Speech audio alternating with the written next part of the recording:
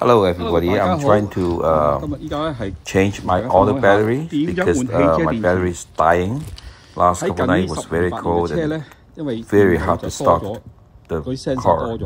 So I just bought a new battery and now I'm changing it. For everybody's knowledge right now, the new cars have a lot of computers, a lot of modules and sensors in the car, especially European high-end vehicle.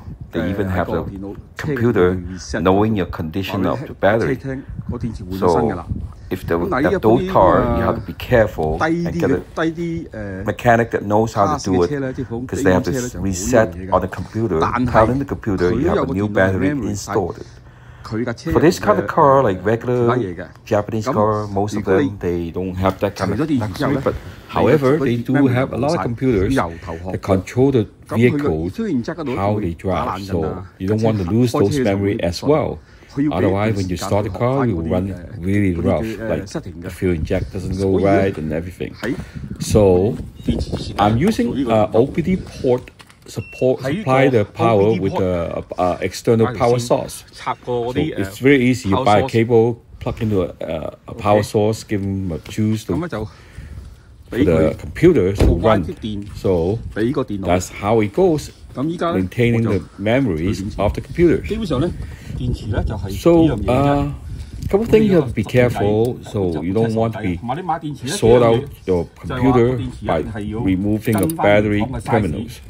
So that's why I support it, and I have a plastic bag to protect the terminals. All you need is like a socket, 10mm socket to remove all the bolts. And very simple. Once you lose the bolt, and you just remove it from I will do that the bar that hold the battery first, because I'll try to minimize the time which I disconnect the battery to reconnect the battery, because that will be much shorter time for the computer losing the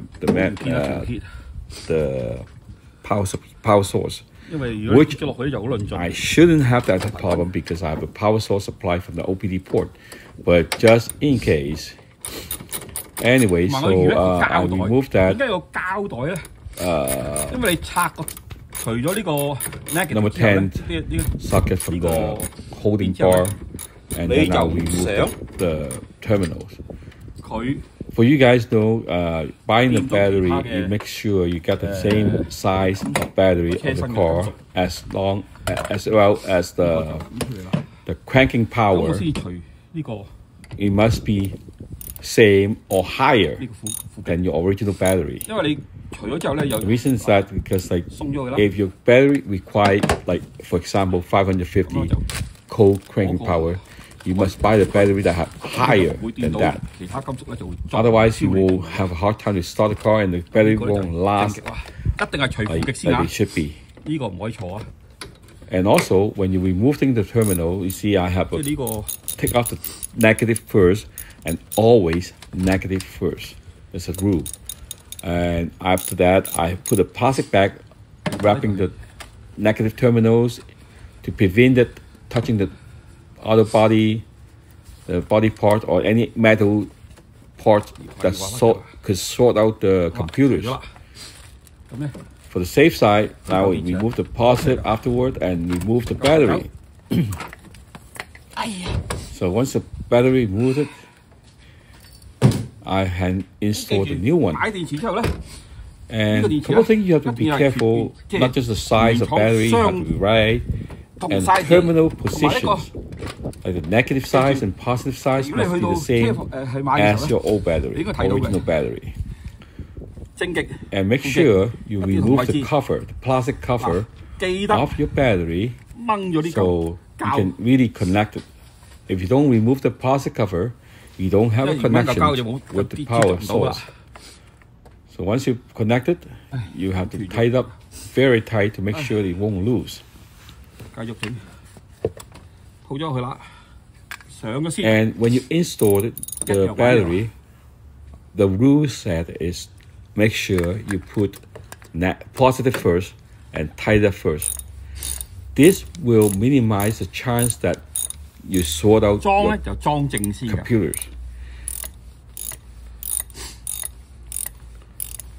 Once you tied up the positive, make sure there's no error, like no movement. You cannot move at all. You cannot wiggle it out. Okay. Then you can do the negative. 跟住先飲負極。Same thing, and make sure you remove the plastic cover from the terminal. Because when all new battery comes with the plastic cover on those terminals. And also, since the positive side have a cover and negative side never have a cover, they may have a lot of dirt, debris, and dust, whatever's on it. So I use a terminal cleaner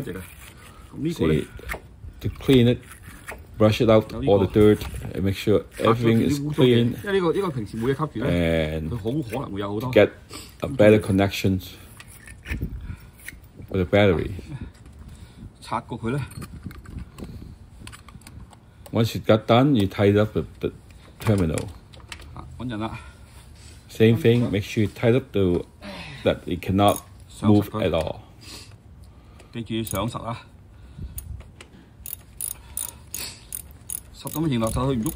Then you can reconnect the rod that the ball that holding the battery on the car.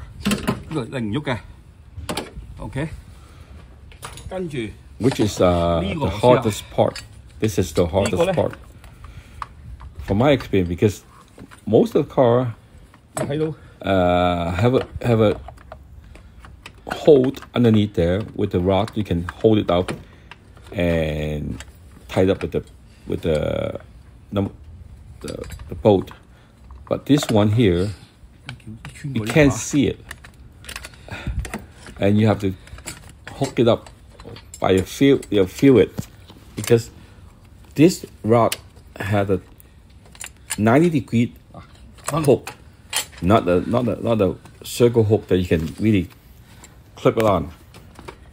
And this is like the hard part that you cannot find, you cannot see it. You have basically on your feeling, put your hands, tie it up, try to hook it up into the hole, so you can tie up the bar to hold the battery onto the car. I find this is the hardest part for putting the battery. That's why I don't want to do the holding bar first. I always do it the last, because I can spend all the time I want to do that, and the battery is connected, so the power source is good for the car.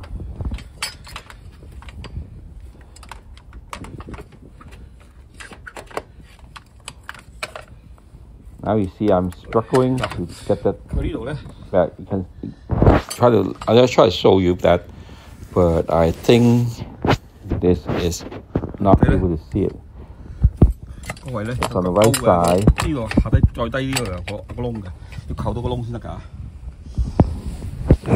And because the day is cold, I work with the gloves. It's very hard.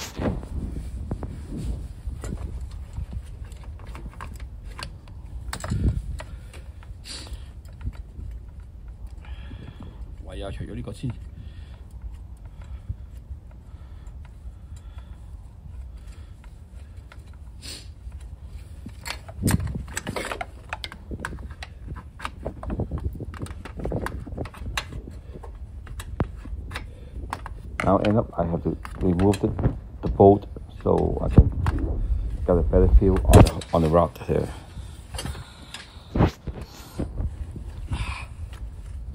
This is a kind of design problem. You cannot really see that hole.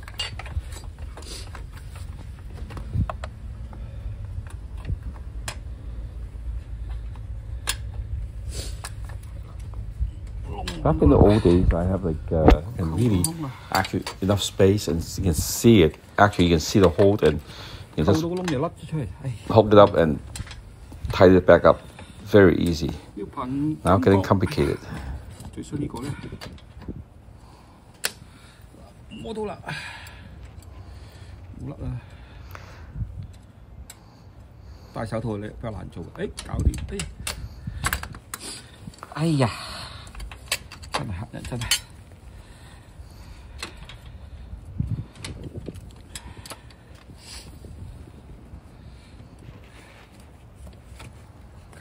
You can see I have really struggling doing that.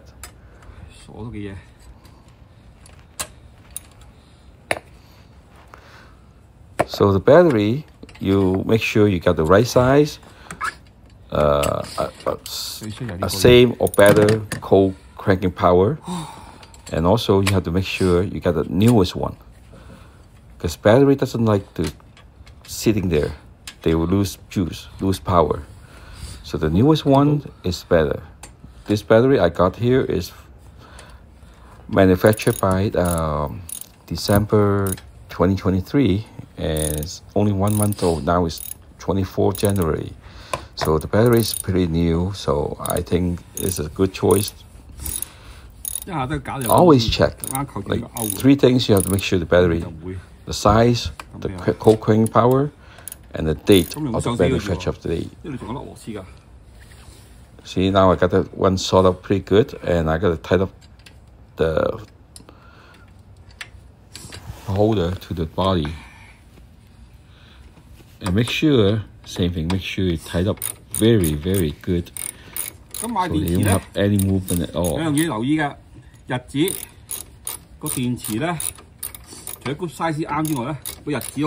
The whole thing I spent like not even 15 minutes. Maybe 15 minutes to change the battery. It's a very easy task and very easy job to do it yourself.